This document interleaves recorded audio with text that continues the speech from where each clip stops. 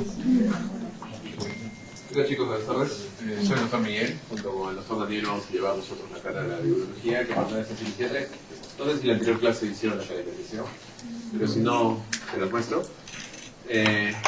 Tanto el doctor Daniel como yo vamos a dictar las clases de teoría, solo que se van a ir invirtiendo, pero en realidad ambas clases van a tener lo mismo, ¿ya? Para que no tengan problemas en cuanto a la pregunta.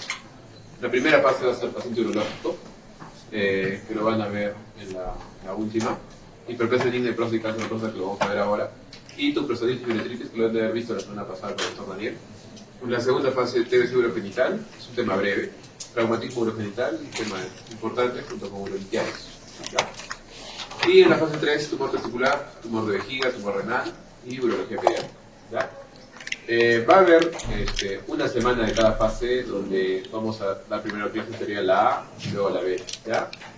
El próximo martes, por ejemplo, toca eso. Entonces, de 2 a 3 va a ser la A y de 3 a 4 la B.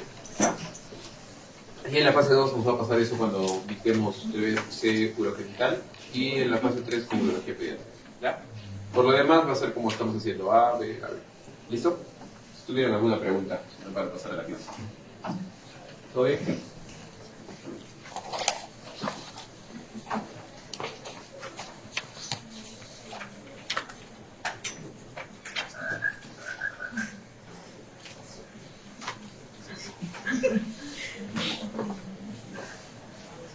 Vamos a pasar de frente al tema.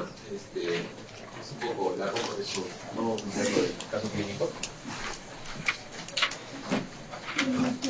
En cuanto a hiperplasia benigna de próstata, el término hace referencia al aumento de las células en la zona transicional, tanto de las células epiteliales glandulares y estromales, ¿no? Quizás el término correcto debe ser crecimiento prostático obstructivo, ¿no?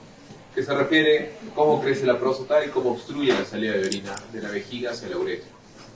Y otro término importante que tienen que saber son los síntomas del tracto urinario bajo, que se dividen en dos grandes grupos, los de almacenamiento y los de vaciado. Los de vaciado pueden ser a su vez los miccionales y los postmiccionales. ¿Ya? En diapositivas posteriores vamos a ver cada uno de estos síntomas. ¿Pueden pasar la lista? O no sé si el delegado la lista. Es delegado. ¿Puedes ir?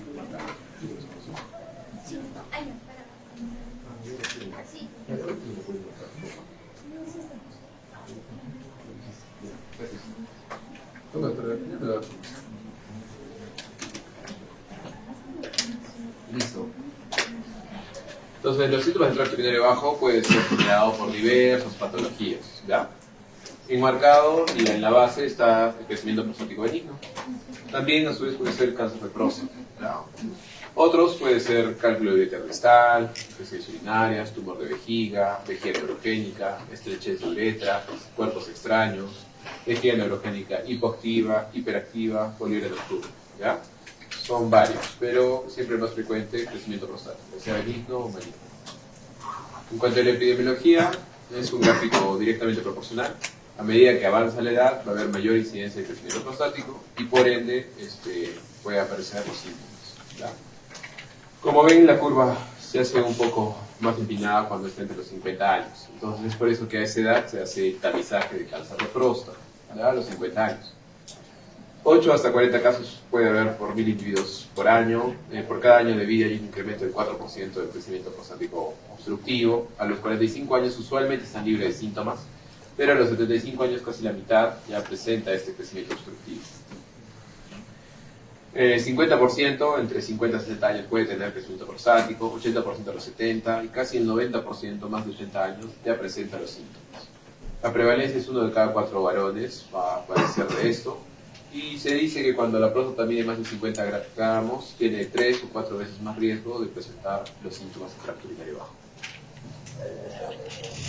Entonces, tenemos factores de riesgo que son no modificables, modificables y condiciones que pueden exacerbarlos. Los no modificables, primero la raza, es un poco más frecuente en la raza oscura. Susceptibilidad genética, te dice que si hay un familiar directo que ha tenido crecimiento prostático a temprana edad, su familiar puede presentarlo de la misma manera, ¿ya? Antecedente familiar de cáncer, factores de riesgo modificables, todos están relacionados al síndrome metabólico y obesidad, se ha visto que tiene un crecimiento más acelerado de las células prostáticas. Y por ende está la actividad física, el consumo de alcohol. El consumo de alcohol lo que hace es exacerbar las molestias del síndrome del tracto urinario bajo. Condiciones, factores de riesgo cardiovascular, sobre todo hipertensión. La otra patología que tienen que tener siempre en cuenta es la diabetes y todas las enfermedades neurológicas, ya sea enfermedades neurodegenerativas como Parkinson, Alzheimer, demencia, antecedente ACV, traumatismo vertebromedular, etc. ¿Ya? Entonces, la próstata es un órgano que se encuentra, forma parte de la zona de la uretra, está entre la vejiga, el espacio de Retzius, síntesis de pubis y el recto. Y es un órgano que permite y ayuda y está implicado en la líquido seminal, produce ciertas enzimas que son útiles para el fluido seminal. En cuanto a su irrigación, está formado por las arterias prostáticas que van siempre de manera lateral, llegan de esa forma. Son ramas de la vesical inferior, que a su vez son ramas del ilíaco interno. Y el plexo venoso igual también drena de manera lateral y converge en el plexo de Santorini, que está en la parte superior anterior de la próstata. ¿Ya? Esa es una diapositiva importante. McNeil fue un patólogo que dividió la próstata por zonas. ¿Ya? Primero la zona central, que es la de color morado. La zona transicional, donde usualmente se da el crecimiento prostático benigno. Y la zona periférica, acuérdense de la P, donde usualmente crece el cáncer de próstata. ¿Ya? Eso no quita que el cáncer de próstata pueda nacer también de otras zonas, ¿ya? También de la central o de la transicional, solo que en mayor porcentaje se da en la periferia. Y luego hay una zona extra que es la anterior fibromuscular, que también se considera. En cuanto a la fisiología, como les mencioné, es una glándula que produce enzimas que se depositan en el fluido seminal. Dentro de ellas está la proteína del antígeno prostático específico, que sirve para lipostar el semen y que nosotros lo usamos como un marcador de sospecha para cáncer de próstata. También el citrato, la fosfatasa ácida prostática, puede producir zinc, magnesio, fructosa, selenio. Y recuerden que es estimulación simpática. ¿Ya? En cuanto a la fisiopatología, no se ha dilucidado completamente el por qué se da el crecimiento prostático a partir de los 40-50 años. Hay dos teorías. Una es la teoría hormonal o androgénica, que indica que aceleraría el crecimiento de las células y también inhibiría la muerte celular de estas. Y la otra es una teoría inflamatoria, que se ha visto en este tipo de pacientes que el PCR es elevado, se ha visto en las células macrófagos que estaría implicado produciendo citocinas para la hiperplasia estromal y epitelial. También en pacientes obesos que también tienen signos inflamatorios, se ha visto que las grasas dietéticas y lipopolisacáridos también pueden inducir a la inflamación prostática. E incluso se ha visto algún polimorfismo en la región del receptor beta de la linfotoxina que produciría el factor inducible por hipoxia tipo 1-alfa, que también estaría implicado en el crecimiento de las células. ¿Ya? A grandes rasgos, las dos teorías. Entonces también tenemos la parte del por qué generan los síntomas. Primero tenemos un factor mecánico que se refiere a cómo obstruye la próstata. ¿Ya? Muchas veces piensan que por tener próstata más grande tiene mayores síntomas y no suele ser así porque el crecimiento prostático es muy irregular. A veces hay próstatas de menor tamaño que crecen para adentro e impiden que la orina salga correctamente. Entonces el factor más importante es cómo crece la próstata, cómo ha crecido para obstruir esto. Y el otro factor es el factor dinámico que se refiere a la vejiga.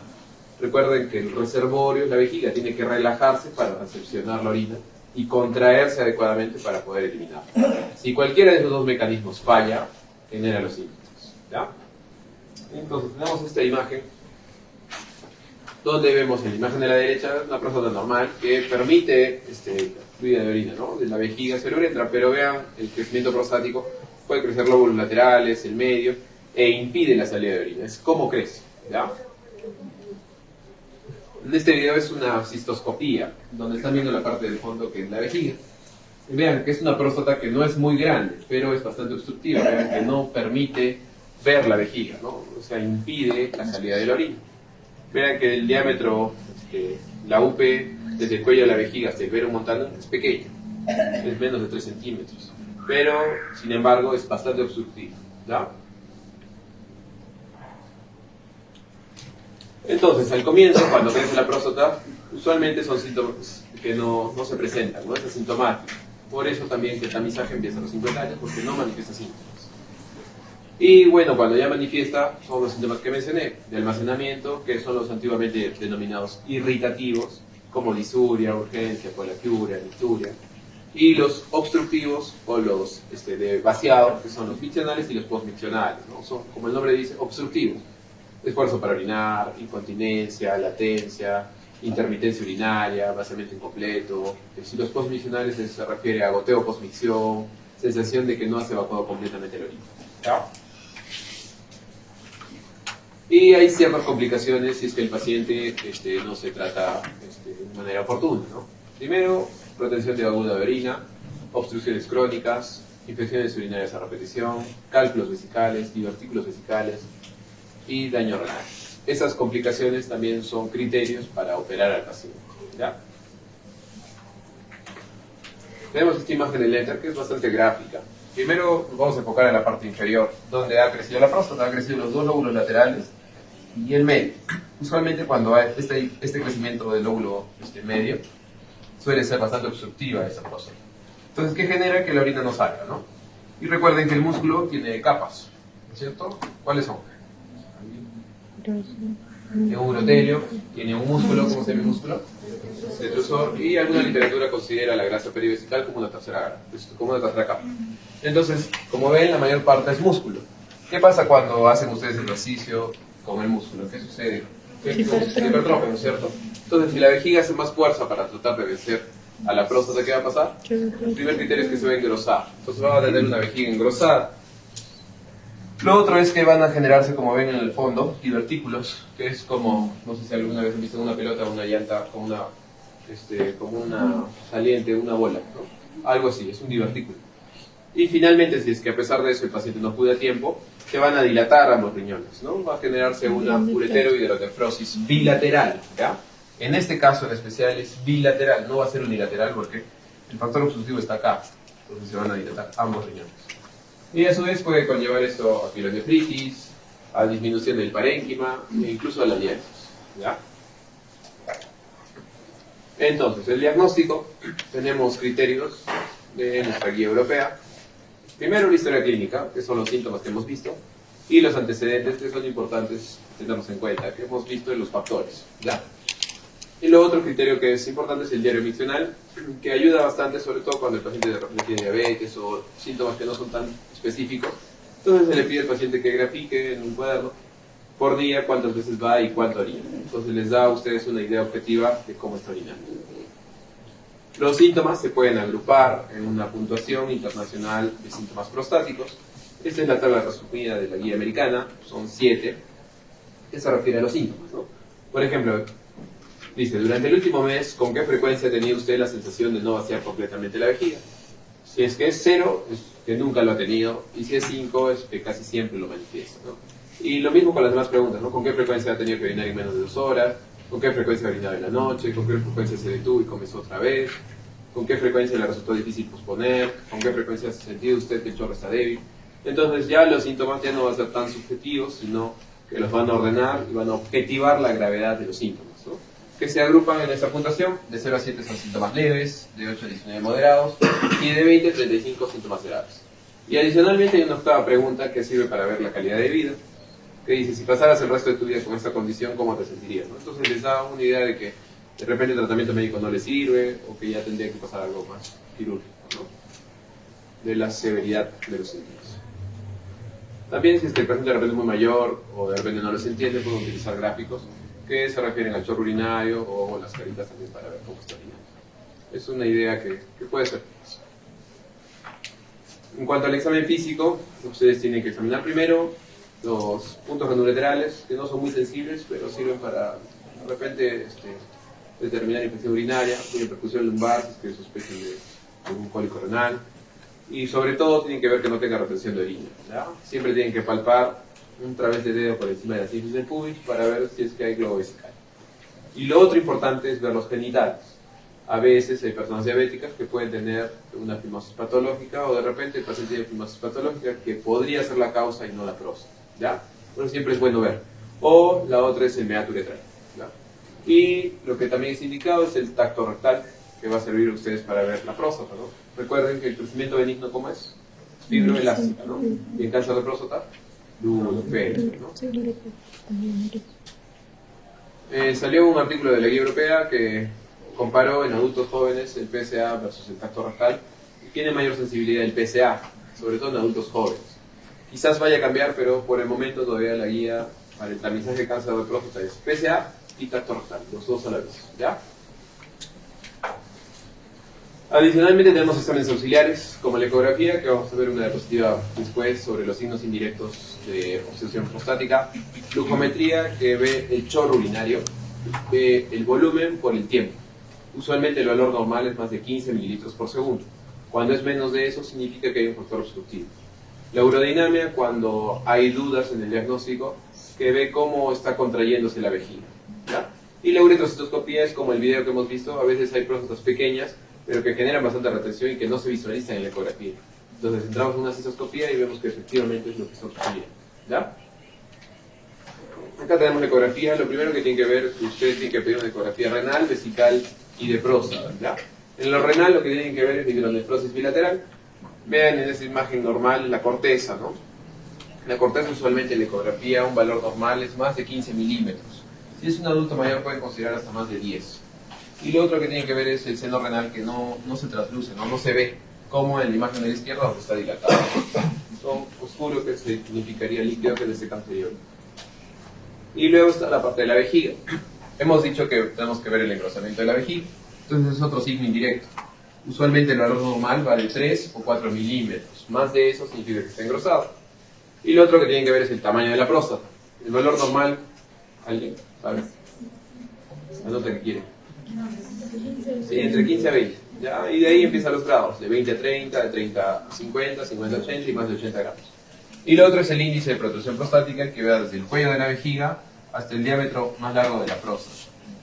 Entonces, mientras más diámetro tenga, o mientras más IPP tenga, es más obstructiva esta próstata y más sintomático es el paciente. Y lo otro que tienen que ver es el residuo postmicción. Se le pide al paciente que ingiera agua. Usualmente tiene el deseo para orinar cuando almacena 250 o 300 mililitros. Orina y se le vuelve a medir. Ese residuo normal es entre un 10 o 15%, o en volumen entre un 30 a 50 cc. Cuando tenga más de eso, significa que hay cierto residuo patológico, ¿ya? Bueno, este es un gráfico de la flujometría. Normalmente el paciente llega a un flujo máximo que es más de 15 mililitros por segundo y el tiempo es breve para vaciar adecuadamente. Pero en cambio en un paciente que tiene crecimiento prostático, el flujo máximo es bajo y es larga la escala, o sea, demora en orinar en vaciar todo, ¿ya? Este es un examen adicional que es una uretrografía retrógrada para un diagnóstico diferencial que es de estrechez de uretra, ¿no? Se coloca una sonda al paciente, se le coloca sonda de contraste y se le toma placa. Y ve que pintan bien, y acá es donde está la zona de estrechez. Esto es normal, porque esta es la zona del uretra prostático, ¿ya? A veces también una estrechez de uretra, por eso es diagnóstico diferencial del crecimiento prostático benigno. Y bueno, este gráfico trata de resumir todo lo anteriormente mencionado. Es de la guía medical. Primero, los síntomas del tracto urinario. Hay que ver historia clínica, antecedentes, examen físico y PSA, ¿no?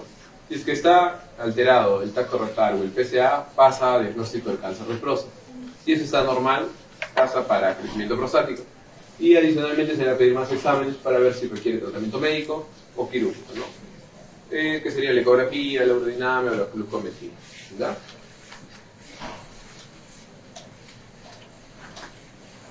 En el tratamiento hay 3 pilares: modificaciones del estilo de vida, tratamiento médico y el tratamiento quirúrgico. En tratamiento médico les he tratado de resumir en estas 3 drogas que lo ponen en las preguntas.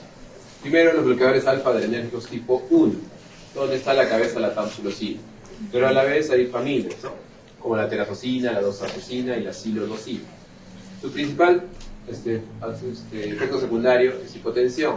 Por eso es que se indica en la noche para que el paciente, sobre todo el adulto mayor, no tenga mareo o sensación de desvanecimiento, ¿ya? Antes de dormir. También puede producir trastornos eyaculatorios como aneyaculación. Inhibidores de la fosfodiesterasa 5, que es el tadalafilo, que sirve para adultos jóvenes entre 50 y 60 años. Está indicado para disfunción eréctil, pero también ayuda para los síntomas prostáticos. A los 2-3 meses tiene cierta mejoría. Y luego los inhibidores 5-alfa reductasa, que inhiben la conversión de la testosterona a la dihidrotestosterona.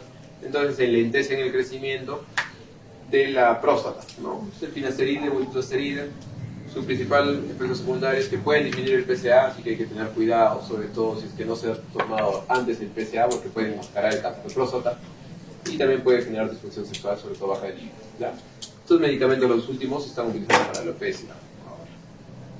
También se pueden utilizar, estos dos son extras, que se los quise poner.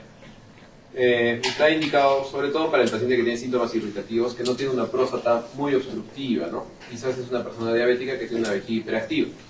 Entonces, estos fármacos lo que buscan es relajar la vejiga. Primero, los agonistas adrenérgicos beta 3, esos beta 3 en la vejiga relajan. Entonces, al ser agonistas, relajan más.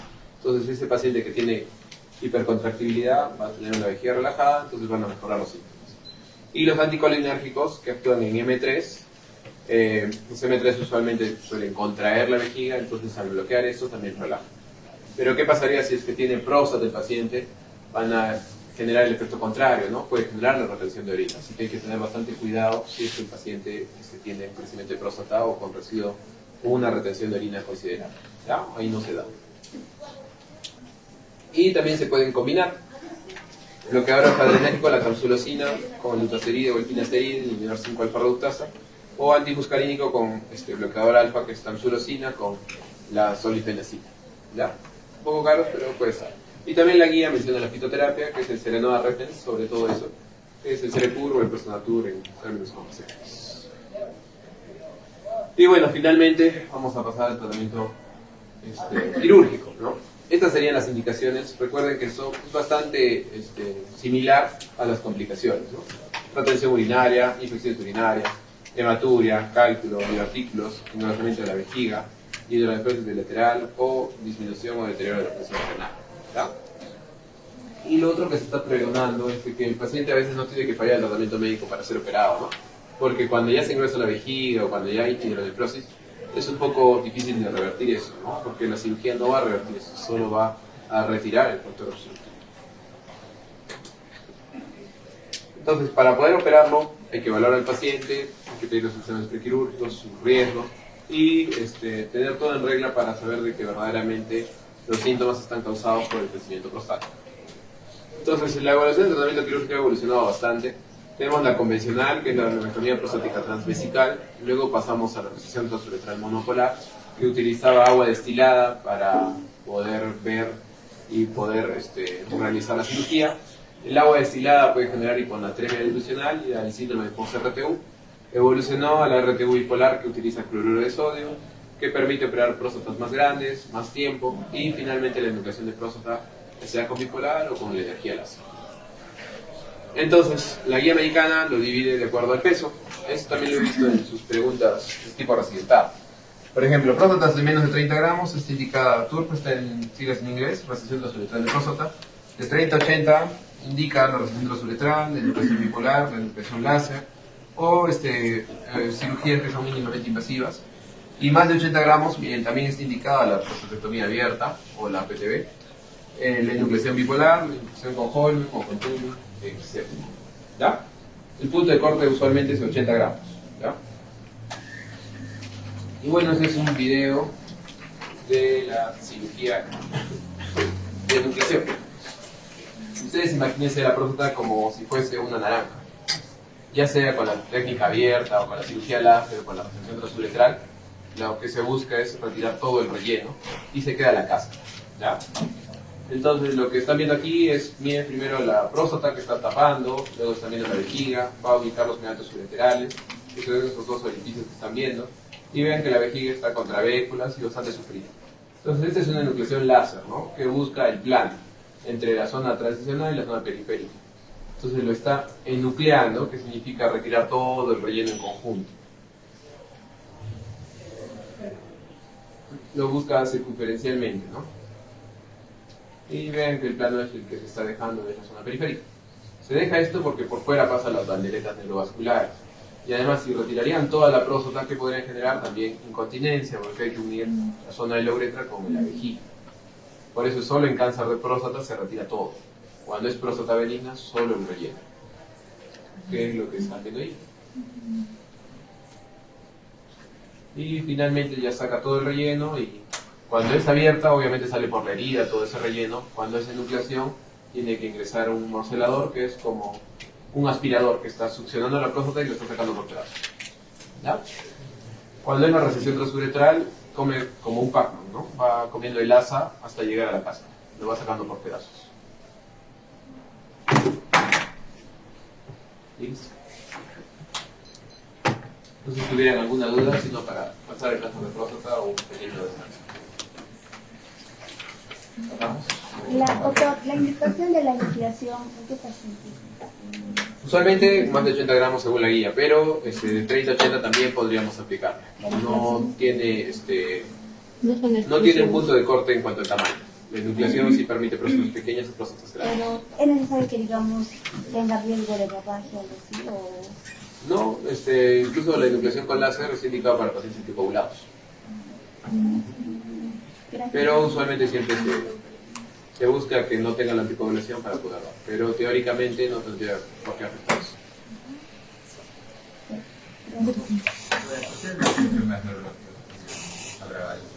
Porque todas las enfermedades neurodegenerativas pueden tener afectación vesical. Entonces, digamos, un paciente que tenga algún tumor cerebral o de repente ACV tiene afectación nerviosa. Entonces puede generar que esa vejiga de repente no contraiga adecuadamente, o al contrario, ¿no? Que tenga una hipercontractibilidad. Entonces quizás tú lo operas de la próstata, le quitas el factor obstructivo, pero puede quedar con los síntomas, ¿no? Es decir, puede quedar con polaquiuria, con nicturia o de repente con residual, pero no es por la próstata, sino es por su enfermedad neurológica. Entonces, si además tiene la próstata y tiene la enfermedad neurológica, eso lo exacerba, ¿no? Lo agrava la enfermedad. En ese tipo de pacientes hay que tener cuidado. Y también personas diabéticas. Las personas diabéticas también pueden generar hipercontractibilidad o incluso el efecto contrario, que es lo más difícil, que es hipocontráctiles. A veces cuando son hipocontráctiles no hay mucho que hacer, porque no hay ningún medicamento que haga contraer la vejiga. ¿Ya? Ahí tiene que ser estimulación neurológica axial, sacra, es un poco más complicado. A veces terminan con cateterismo intermitente o con sonda. En una de las indicaciones para el tratamiento clínico dijo que no era necesario que haya falla el tratamiento médico. O sea, digamos, ¿en cuánto tiempo podría decir que hay falla el tratamiento? Y podría optar por la cirugía. Un poco es relativo, porque depende mucho de cada persona, ¿no? Pero se refiere a que, digamos, tienes un paciente con residuo de post-fricción de 25%, de repente ya ingresada la vejiga. Le podamos dar tratamiento médico, va a mejorar, pero ya tiene el engrosamiento, ¿no? Entonces lo que se busca es operarlo para que no siga sufriendo eso. Pero eso es lo que se está pregonando recientemente, ¿no? Lo que ustedes tienen que tener en cuenta son las indicaciones claras de siempre, las complicaciones, ¿no? Engrosamiento, hidronefrosis, cálculos vesicales, hematuria, infecciones urinarias a repetición. Todas esas indicaciones claras, ustedes tenganlas en cuenta para poder comentar que sea tratamiento clínico. Porque he visto preguntas que les ponen, paciente de tal edad con próstata de 80 gramos, que ha tenido el antecedente de hematuria, o digamos de antecedente de infección urinaria recurrente. ¿Usted qué haría en ese caso? Entonces les ponen todas las alternativas farmacológicas y una que es quirúrgica. Entonces en ese caso sería quirúrgica. Y he visto en otro año que les ponen, no les ponen antecedentes, solo les ponen el tamaño. Y con residuo de post-fricción de 15%. Y eso es para marcar tratamiento farmacológico. A eso va orientado. Solo que en la vida real depende de cada paciente cómo sea su sintomatología. ¿Sí? Doctor, ¿hay algún tipo de contraindicación para la cirugía, por ejemplo, la edad de la paciente? Sí, quizás si es que no pasa el riesgo cardiovascular o el riesgo anestesiológico, habría que sopesar. O digamos tiene 95 años y tiene próstata, entonces habría que sopesar o queda con sonda o se le intenta operar. Pero va a depender mucho de cada paciente. Porque de todos modos es un riesgo. Depende mucho cómo esté la condición de cada persona.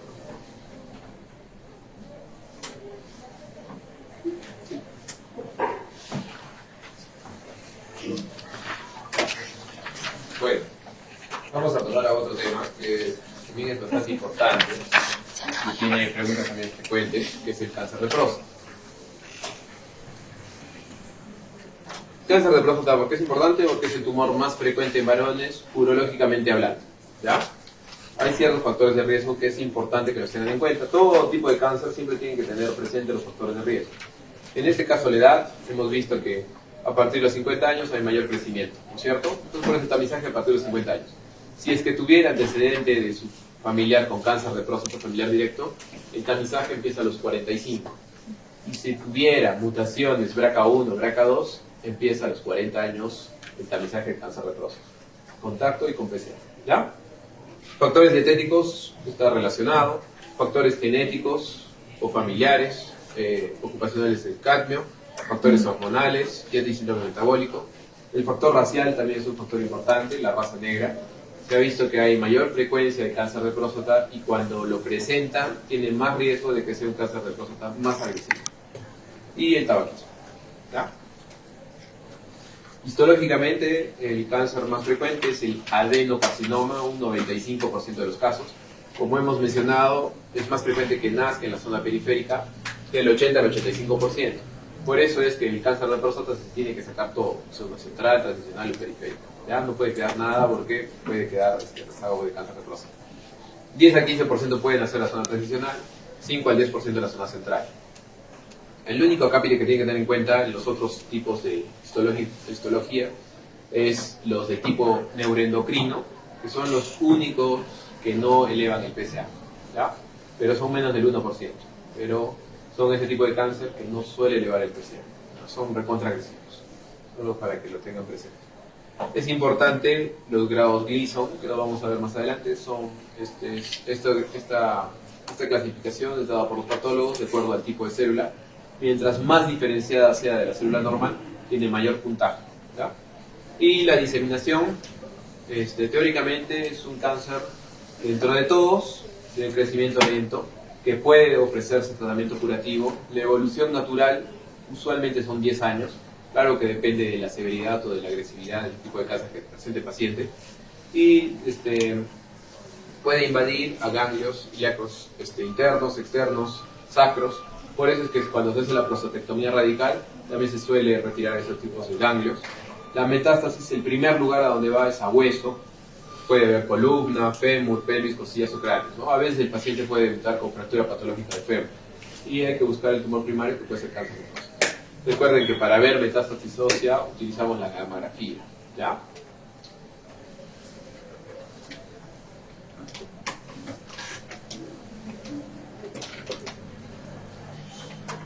Listo. Antiguamente se utilizaba la puntuación de Gleason. En algunas preguntas quizás todavía lo van a tener en cuenta, o de repente no se han actualizado. Y es por el puntaje, ¿no? Menor o igual a 6, y la clasificación actual es ISUP, los tipos de grados 1. El 2 era un puntaje 7, que significa 3 más 4, de acuerdo a la célula. Gleason 7 es 4 más 3, cuando era de grado 3. 8, 9 o 10, que es 4 o 5. Vamos a entenderlo ahora. Entonces, tenemos los diferentes tipos de células que van del 1 a la 5, ¿ya? Mientras más diferente sea de la célula, va a tener un mayor puntaje, que sería 5. Digamos que el paciente presenta las 5 células, ¿ya? Las que el patólogo va a colocar son las de mayor puntaje, sería 5 y 4. Si es que, digamos, hay mayor porcentaje de grado 4, va a poner 4 más 5. Ahora, digamos que no solo hay hasta el grado 4, ¿ya? Y hay mayor porcentaje de grado 3, entonces sería 3 más 4. Si es que hubiese mayor porcentaje de las células tipo 4, sería 4 más 3. A eso se refiere. O puede ser un 5 más 3. ¿Ya? ¿Sí? Siempre va la de peor pronóstico y luego la otra la pone la de mayor puntaje, ¿no? Por eso que este es de mejor pronóstico que el de acá, porque es un 3 más 4. Eso significa que hay más células de tipo 3 que de 4, ¿no? Por eso es. Y esta tiene peor pronóstico porque es 4 más 3. ¿Sí? ¿Entendió? Sí. Entonces, también la clasificación TNM es clave, sirve para clasificar al paciente y para saber qué tratamiento darle. El T1 usualmente es no palpable. El T1A es un hallazgo incidental, de repente por una resección transuretral, menos del 5%. T1B es más del 5%. El T1C es aquel que se diagnostica por biopsia. El T2 ya es el palpable, el T2A es menos de la mitad de un lado, el T2B es un lado, pero es más de la mitad de ese lado, y el T2C es ambos lados. T3 ya es extraprostático, T3A las vesículas seminales, T3A es extraprostático, T3B es las vesículas seminales, y T4 ya órganos adyacentes, ¿ya? Recto, vejiga, etc. ¿no? La N y el M no tiene mucha relevancia aquí. El diagnóstico. Primero nos enfocamos en los dos de arriba. El tacto rectal y el PSA sirven para hacer sospecha de cáncer de próstata. ¿Qué significa? Que si tienes un tacto alterado o un PSA elevado, no significa que tengas cáncer, significa que estás sospechando que esa persona puede tener cáncer, ¿ya? Por eso sirve para screening. Si es que está alterado el tacto o el PSA está elevado, los diagnósticos confirmatorios sería la biopsia de próstata o ahora último la resonancia multiparamétrica.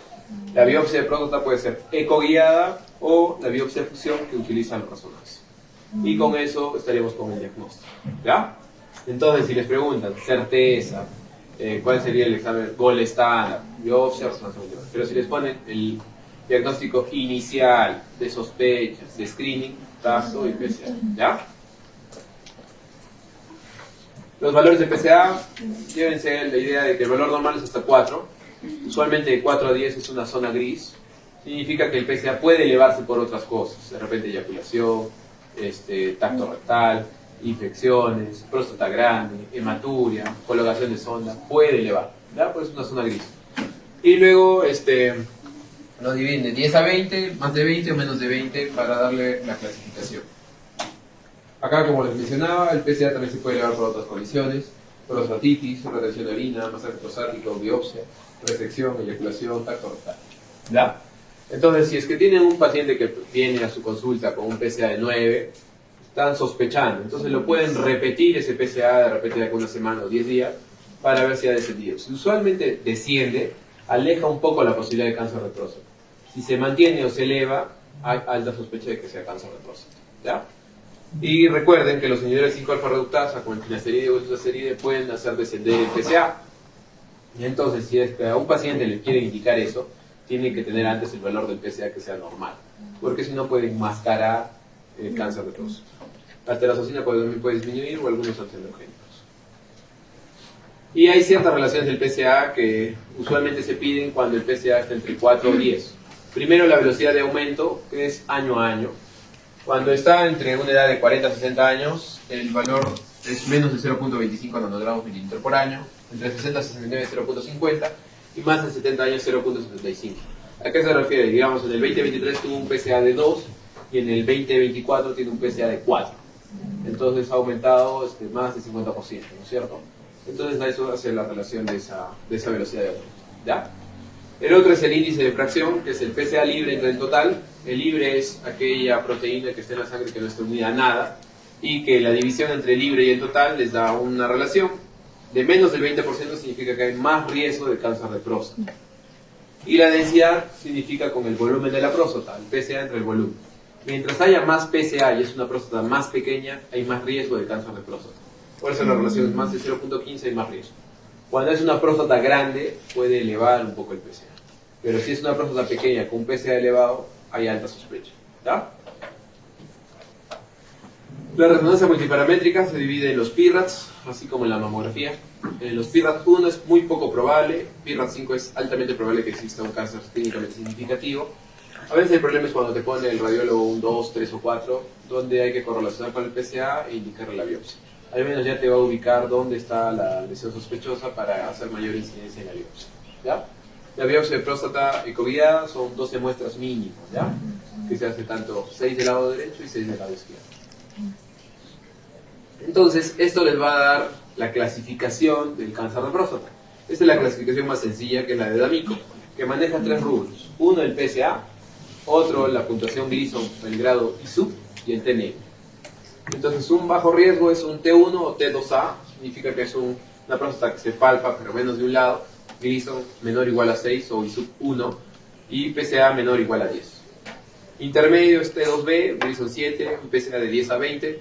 El riesgo alto es más de 12, un Gleason 8 o 10, un PSA más de 20, ¿no?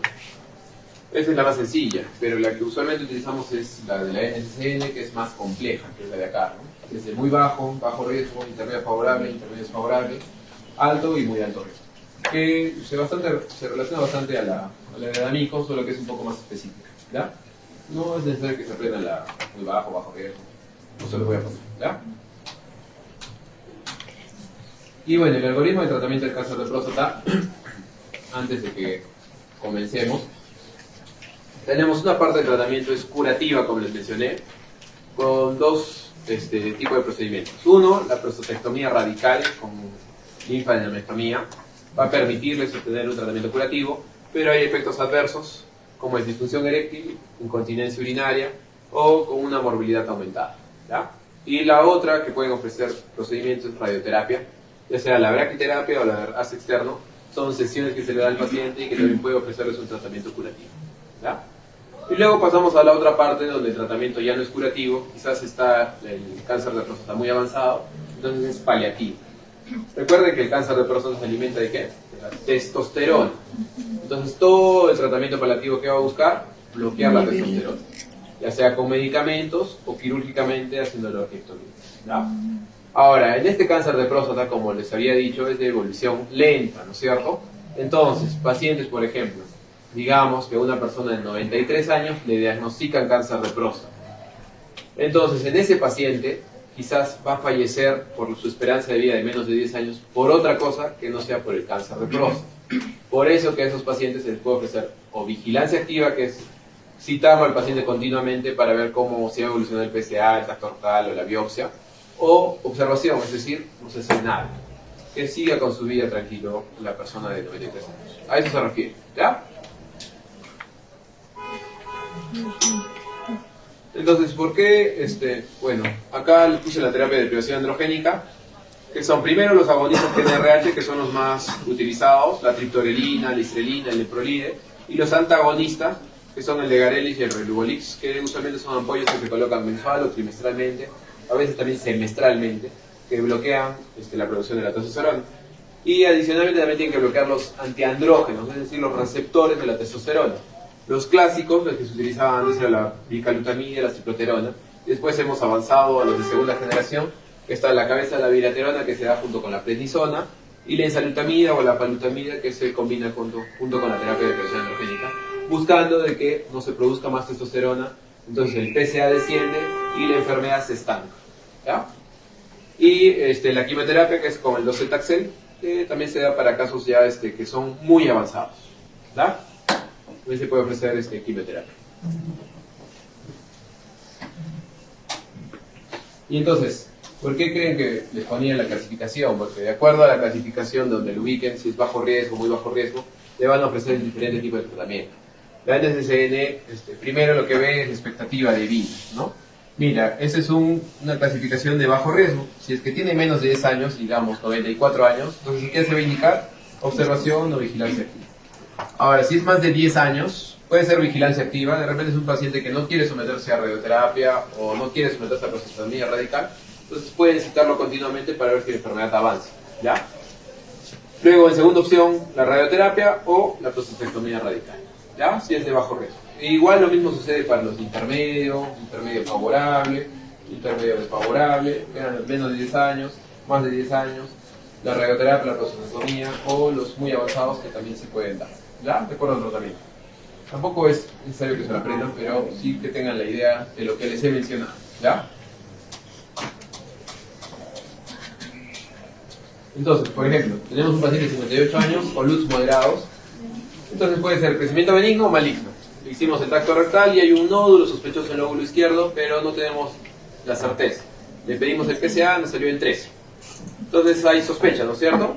¿Qué le pedimos? La biopsia. Le hacen la biopsia y sale un Gleason 3 más 4. Por lo que hemos visto, es un ISUB2, es un PSA en 13 que va de entre 10 a 20 y sería un T2A, ¿no es cierto? Sería un riesgo intermedio. Y justamente es lo que se ubica, ¿no? Un riesgo intermedio favorable. Es por el PSA sobre todo, que es PSA entre 10 a 20 y el grupo 2. Entonces, en ese tipo de pacientes que se los indicaba, se podría indicar o bien prostatectomía, o bien radioterapia, o bien vigilancia activa. Y es lo que se le hizo a ese paciente, ¿no? Una prostatectomía radical más un encadenamiento. ¿Sí? A eso voy. Y bueno, finalmente tenemos un gráfico que resume lo anterior. Primero, la sospecha clínica, que se refiere a los síntomas del tracto urinario bajo, que van a hacer ustedes el tamizaje, tacto rectal o PSA. Si está el tacto anormal o el PSA elevado, entre 4 o 10 van a confirmar el PSA repitiéndole. Si es que vuelve a salir elevado, ya pasan a cáncer de próstata. Y vean siempre los factores de riesgo que están en todos lados, ¿no? La edad, historia familiar, raza negra o de África y la mutación genética BRCA2. Luego, una vez de que ya confirmaron el PSA que está elevado, o digamos, le confirman el PSA y sale en valor normal, entonces pasa solo a observación, ¿no? Ya le repetirá más adelante el PSA o un tacto normal. Luego, si es que ya el PSA sale elevado, van a pedirle estudio diagnóstico. Este gráfico es de la guía americana, por eso es que de frente le pide la resonancia magnética. En nuestro medio es un poco difícil, por el costo. Entonces le pide la resonancia y de acuerdo, ¿no? Si es que sale un PIRAS 1 o 2, tranquilo, obsérvalo porque de repente no es. Si es ya un 3 o un 4 o 5, ya le pide la biopsia.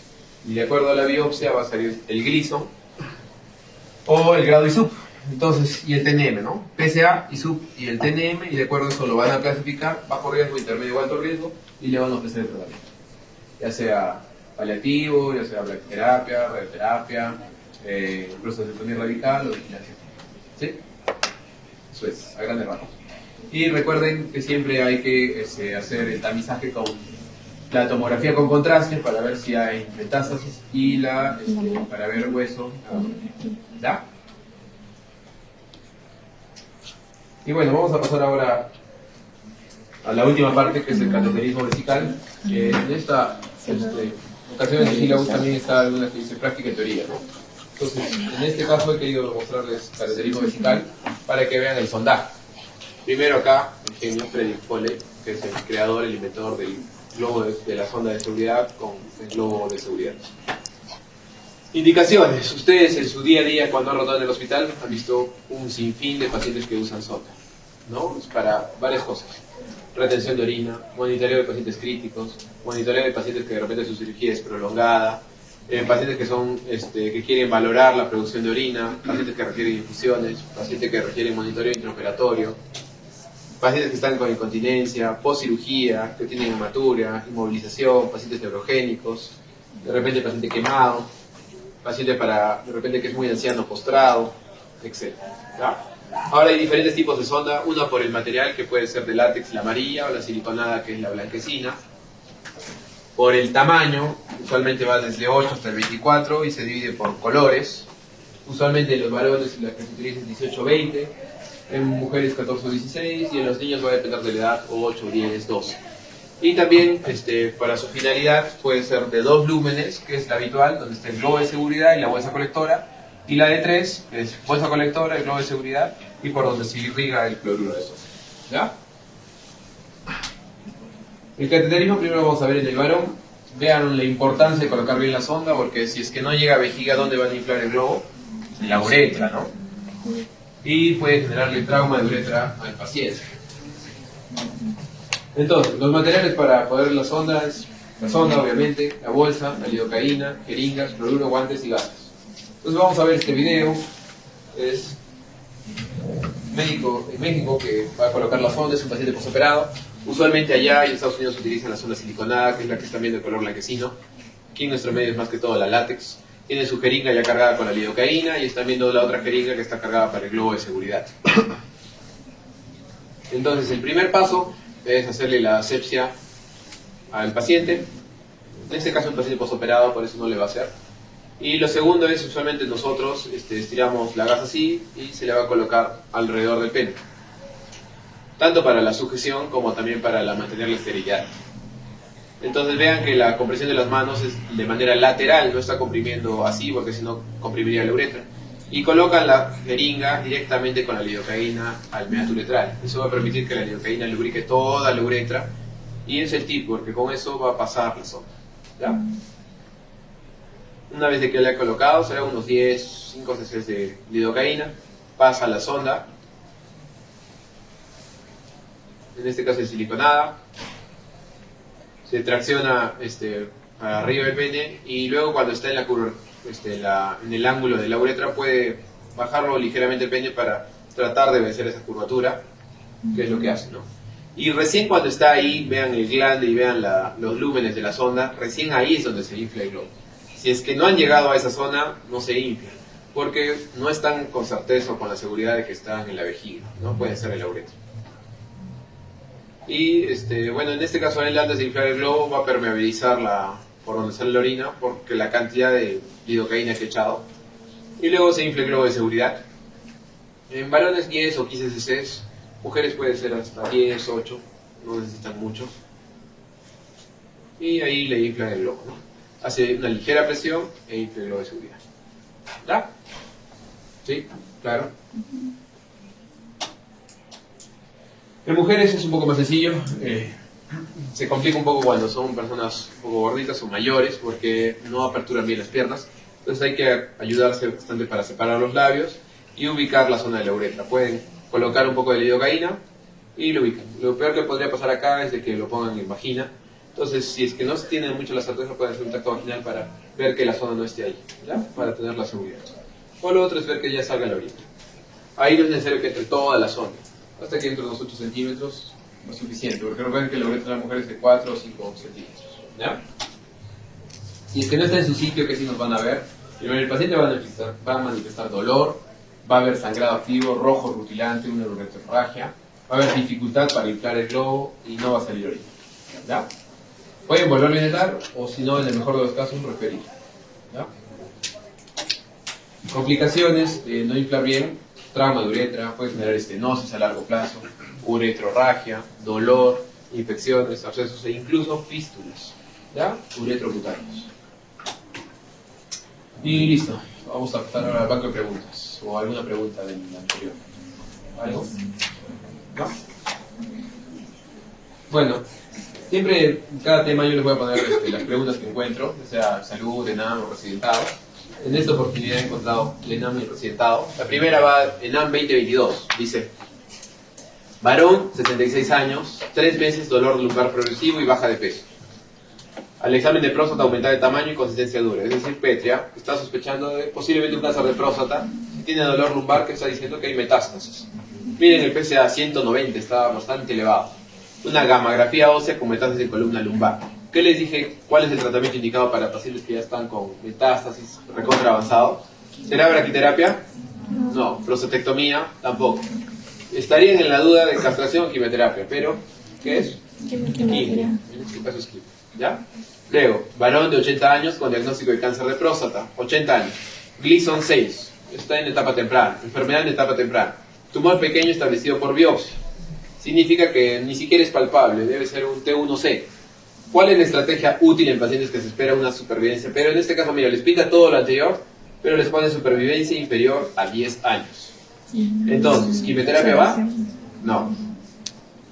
Prostatectomía, braquiterapia, radioterapia eran efectos que eran para curativos y esperanza más de 10 años. ¿Qué era ahí? Observación. ¿Ya? Ahora, residentado 2010 dice: paciente con diagnóstico de hiperplasia benigna de próstata, ¿se puede utilizar? ¿Cuál sería? ¿Estrógenos? ¿Antidepresivos? No. ¿Desmopresina? La desmopresina se utiliza para la prurigia nocturna. ¿Lo que ahora es alfa 2 o alfa 1? Alfa 1. Luego, ¿cuál es la prueba más sensible para el diagnóstico de metástasis ósea en el cáncer de próstata? La ENAM 2023. Gammagrafía. Ahora, 75 años, diagnóstico de cáncer de próstata, Gleason 6, enfermedad temprana, tumor pequeño establecido por biopsia. ¿Cuál es el tratamiento útil si se espera una supervivencia superior a 10 años? Ya, primero, observación lo eliminamos, hormonoterapia lo eliminamos porque es una etapa temprana, podemos ofrecerle tratamiento curativo. Orquiectomía tampoco, quimioterapia tampoco, entonces prostatectomía. Si había radioterapia, era radioterapia, podría haber sido, ¿no? Ahora, 77 años que presentan desde hace 11 meses, nicturia, disminución del chorro hasta llegar a mojar los zapatos, tienen crecimiento prostático. ¿Cuál es la primera medida a tomar? Recuerden, historia clínica y examen físico, ¿ya? Porque los demás también era por descargo, ¿no? Cistoscopía, ecografía y biopsia era todo eso. Ahora, Ahora, ¿qué exámenes nos dan mayor certeza de cáncer de próstata? Biopsia. Biopsia. La PSA, recuerden que es screening, igual que el TAC. La ecografía no sirve para el cáncer de próstata y la tomografía tampoco sirve para diagnosticar. ¿Ya? Zona de mayor porcentaje del cáncer de próstata. Periférica. Luego, 75 años que refiere estar en tratamiento por HPV, nota de hematuria, infecciones urinarias a repetición. Miren ese antecedente. ¿Qué solicitaría? Bueno, este sería. ¿Qué solicitaría inicialmente para descartar cáncer de próstata? Solicitaría inicialmente, ¿no? Como es inicialmente, sería un PSA. ¿Qué sería el dosaje de antígeno prostático específico? ¿No? Luego, ¿cuál es el factor causante determinante para el desarrollo del cáncer de próstata? No. Alcoholismo, Hormonal. tabaquismo. Recuerden las teorías, ¿ya? Hormonal sería acá. Factor de riesgo sí puede ser tabaquismo, pero dice factor causal, ¿ya? Según el TNM, vean que les han puesto, en el presentado 2024, tumor de próstata que compromete los dos lóbulos. T2. ¿Qué puede producir la evacuación brusca de la vejiga mediante cateterismo en un paciente con rotación aguda de orina? Esto más bien sí no sé. Ya, mira, han colocado bien la vejiga, han colocado bien la sonda, ha llegado a la vejiga y evacuación brusca. Falsa vía uretral, no, porque ha drenado. Uretrorragia, no, porque ha drenado la orina, significa que ha llegado bien. Dolor suprapúbico, tampoco. Infección urinaria, no. Hematuria macroscópica, es la hematuria ex vacua o post vacua. ¿Qué ocurre cuando tiene mucha retención de orina el paciente? Coloca la sonda y puede haber hematuria. Por eso antes indicaban el clampaje intermitente, que es evacuar este volumen cada cierto tiempo para evitar eso. Pero se ha visto que haciendo clampaje intermitente o evacuando completamente es el mismo riesgo de presentar la hematuria ex vacua. ¿Ya? Pero en su día a día seguro van a ver que le hacen todavía el clampaje intermitente. ¿Ya? Es hematuria macroscópica severa en este caso. ¿Cuál es la estructura prostática que se palpa mediante el tacto rectal? Por lógica. ¿Ah? Es lobulillo ínfero posterior. Posterior. ¿Ya? Siempre acuérdense de las P's. Posterior. ¿Ya? En la hiperplasia prostática benigna, las molestias urinarias están en relación a, les he dicho, factores subjetivos, no. Crecimiento de la próstata, no. He dicho que el tamaño de la próstata no indica la severidad. La infección agravada tampoco, inflamación de la vejiga no. Significa cómo obstruye, grados de obstrucción. ¿Ya? Luego, varón de 75 años, desde 6 meses dificultad para orinar, colaquiuria, flujo lento, nicturia, al tacto está aumentada la próstata, consistencia fibroelástica, sin nódulos, bilobular, PSA en 3, está todo normal, y les muestro una ecografía próstata de 78 gramos, menos de 80 gramos, con pared aumentada, engrosada, con residuo de postmisión del 40%. El tratamiento a seguir es operar, ¿no es cierto? Ya, pero les están poniendo los dos, prostatectomía abierta y resección transuretral. Pero vean el volumen prostático. Transuretral. Entonces sería resección transuretral. Más 80 sería. Recuerden que es ENAM 2020, ¿ya? Si es que fuese una 2025, yo lo hubiese puesto en nucleación de próstata, pero no sé si lo considero. Pero ahí sería resección transuretral, ¿ya? Por el volumen. 65 años, refiere dificultad para orinar, flujo lento, nicturia, la próstata está aumentada de tamaño, pero este es más de 100 gramos. Consistencia fibroelástica, sin nódulos bilobular, y hace 2 días, ahí está el antecedente hematuria y antibiótico. PSA en 4. ¿Cuál es el tratamiento a seguir? Por los antecedentes y por el tamaño de cirugía, ¿no es cierto? Pero por el tamaño, ¿qué sería? ¿Resección o prostatectomía? Este es ENAM 2018. Y bueno, eso era todo. Gracias.